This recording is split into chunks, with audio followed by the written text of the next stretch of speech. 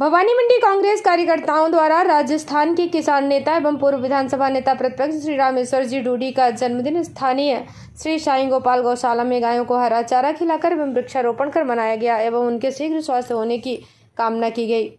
इस अवसर पर पूर्व पार्षद राकेश तलवाडिया, ब्लॉक कांग्रेस सेवा दल अध्यक्ष आनंद काला, नगर कांग्रेस अध्यक्ष विनय आस्तोलिया, पूर्व पार्षद ब्रजराज सिंह चौहान, जिला उपाध्यक्ष सेवा दल गोपाल जायसवाल, ब्लॉक प्रवक्ता अविनाश परमार, ब्लॉक सेवा दल उपाध्यक्ष गोपाल पाटीदार, उपाध्यक्ष जाहिद चौधरी, नगर सेवा दल उपाध्यक्ष लखन बैरागी आदि मौजूद रहे। भवानी मंडी से बीपीएन न्यूज संवाददाता किशोर तंवर की रिपोर्ट।